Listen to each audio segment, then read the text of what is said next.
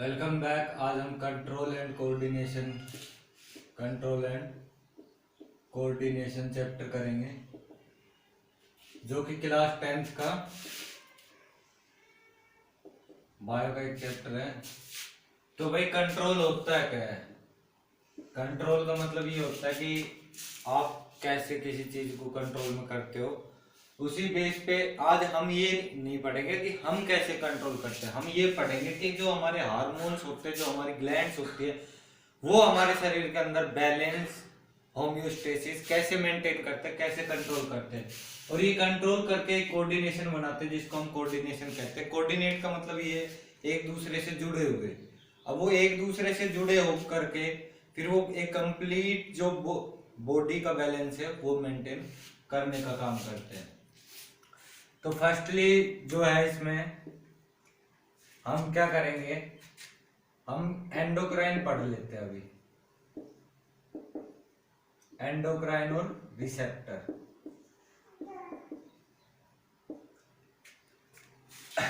तो endocrine glands,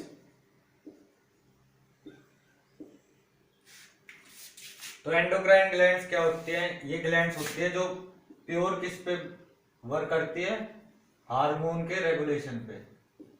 hormone के regulation पे वर्क करती है प्योरली। अब हार्मोन्स क्या होते हैं? हार्मोन्स होते हैं the biochemical substance which stimulate the function, well function of the body. Stimulate करते हैं वो हमारी बॉडी के अंदर, ठीक है। रिसेप्टर कितने प्रकार के होते हैं और रिसेप्टर का वर्क क्या होता है ये पढ़ेंगे। तो रिसेप्टर होते क्या है? रिसेप्टर ये होते हैं, मान लो हमें टेस्ट करना है तो वो किसके कारण होगा? रिसेप्टर के कारण। हमें स्मेल करना है तो वो किसके कारण होगा? रिसेप्टर के कारण। हमें अगर कोई इमेज देखनी है, इमेज, तो वो किसके कारण होगा? रिसेप्टर के कारण। हमें कुछ सुनना है, हियरिंग, तो वो किसके कारण होगा? रिसेप्टर के कारण। अगर मान लो हमें हीट एंड कोल्ड, हमें इस चीज का पता है कि भाई गर्म है या ठंडा है, ये किसके कारण है? रिसेप्टर के कारण। तो ये सारी चीजें किसके कारण पता चलती है हमें? रिसेप्टर के कारण। अब टेस्ट जो है वो गस्टेटरी रिसेप्टर,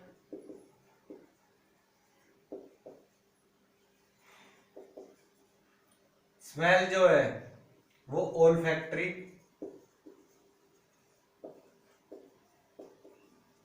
इमेज ये हमारा फोटो रिसेप्टर, हियरिंग फोनो रिसेप्टर,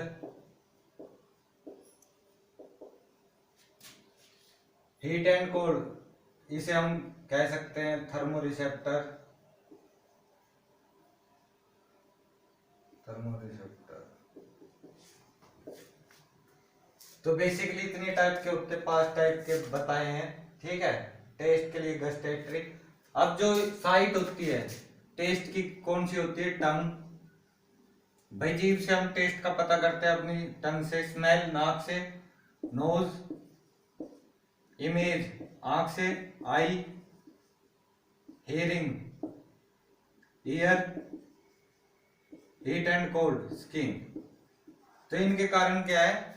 बेसिकली हमें पता चलता है कि कौन सी चीज क्या है, कैसा टेस्ट है। मान लो सोर है, बिटर है, ठीक है। तो ये टेस्ट किससे पता चलता है? टंग से, नोज से स्मेल का, आई से इमेज, ईयर से हियरिंग, स्किन से हीट एंड कोल्ड का थर्मो रिसेप्टर। तो ये चीज थी बेसिकली आपकी। और बस तो रोकी। अब हम एंडोक्राइन के बारे में पढ़ेंगे। तो एंडोक्राइन ग्लैंड्स होती है, हार्मोन रेगुलेशन का काम करती है। हार्मोन क्या होते हैं? बायोकेमिकल सब्सटेंस होते हैं जो ब्लड स्ट्रीम, ब्लड में, ठीक है, केमिकल होते हैं जो ब्लड में फ्लो करके हमारे बॉडी को मेंटेन करने का काम करते हैं। जो स्टिमुलेशन होता है वो हार्मोन के द्वारा हमारे शरीर के अंदर होता है। तो एंडोक्राइन ग्लैंड्स बेसिकली, आप डायग्राम देखना, कुछ इस टाइप का होगा।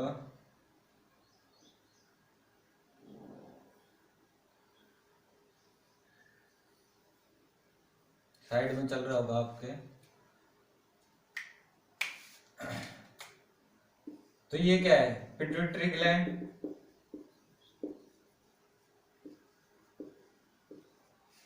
पिट्यूटरी ग्लैंड को मास्टर ग्लैंड कहा जाता है क्योंकि ये सारा जो बॉडी की और ग्लैंड्स होती है हार्मोन के रेगुलेशन को ये रोकती है। कौन, पिट्यूटरी ग्लैंड। मास्टर ग्लैंड के नाम से जाना जाता है, अभी बताऊंगा। यहाँ पर होता है, यहाँ पर थायराइड ग्लैंड, थायराइड ग्लैंड, उसके नीचे एड्रिनल, इमरजेंसी ग्लैंड कहा जाता है इसे। किडनी के पास पैनक्रियास, और उसके नीचे जो मेल और फीमेल जेनिटल ट्रैक्ट होते हैं वो अलग हो जाते हैं। ठीक है, मेल के अंदर तो होते हैं टेस्टिस मेल, और फीमेल के अंदर ओवरीज। अब यहाँ पे बात ये देखनी है भाई, पिट्यूटरी ग्लैंड मास्टर ग्लैंड होती है, इसका काम क्या होता है पिट्यूटरी ग्लैंड का, तो फंक्शन लिख रहा हूं यहाँ पे। HGH रिलीज करना, कंट्रोल करना और सारे ग्लैंड के हार्मोन को, ठीक है, या और सारे ग्लैंड को भी कह सकते हैं। जो प्यूबर्टी और जो एडोलेसेंस फेज होता है, यानी जो मैच्योरेशन फेज होता है, रिप्रोडक्टिव फेज होता है हमारे अंदर, वो भी किसके कारण होता है, पिट्यूटरी ग्लैंड के कारण, क्योंकि ये स्टिमुलेट करते हुए टेस्टिस और ओवरीज को डेवलप करती है। तो HGH ह्यूमन ग्रोथ हार्मोन जो हमारी हाइट होती है, ठीक है, वो किसके कारण होती है, पिट्यूटरी ग्लैंड के कारण। दूसरी बात, थायराइड थायरोक्सिन हार्मोन को रिलीज करती है, थायरोक्सिन हार्मोन को। इसका काम क्या होता है, इसका काम ये होता है कि जो मेटाबॉलिज्म होता है शरीर के अंदर, साल्ट्स वगैरह वगैरह, उनको क्या करते हैं, डाइजेस्ट करने का और पूरे बॉडी में स्टिमुलेट करने का काम करवाते हैं। अगर ये वेल फंक्शनिंग ना हो, कौन, थायराइड ग्लैंड वेल फंक्शनिंग ना हो। चलो पहले यही कर लेते हैं, पिट्यूटरी ग्लैंड अगर वेल फंक्शनिंग ना हो तो क्या होगा, लेट एज में एडोलेसेंस फेज आ सकता है, पहले आ सकता है। कि कहने का मतलब ये एज स्पेसिफिक नहीं होती कि भाई उस एज में जो मैच्योरेशन है वो आएगी। स्टंटेड ग्रोथ हो सकती है, छोटा व्यक्ति बन सकता है, बौना आदमी बन सकता है। थायराइड ग्लैंड थायरोक्सिन हार्मोन को रिलीज करेगी। अगर इसकी कमी हो जाए, इसकी जो कमी होती है वो आयोडीन से होती है, अगर आयोडीन की कमी हो जाए तो गोइटर, घेंगा का रोग होता है। तो समझ में आया, थायराइड ग्लैंड से थायरोक्सिन हार्मोन रिलीज होता है। अगर ये वेल फंक्शनिंग ना हो तो आयोडीन की कमी से गोइटर, इसलिए हमें आयोडीन प्रॉपर वे में लेनी चाहिए। उसके बाद में एड्रिनल, एड्रिनल क्या रिलीज करती है, एड्रेनलिन रिलीज करती है। क्या रिलीज करती है, एड्रेनलिन। अब एड्रेनलिन इमरजेंसी ग्लैंड है, इमरजेंसी ग्लैंड क्यों है, डू और डाई सिचुएशन में यही वर्क करती है। अगर मान लो आप किसी चीज से डरते हो, ठीक है, you are fear from anything, एकदम वो सिचुएशन आपके आगे आ जाए, तो आप में दो ही चीजें होती है, डू और डाई।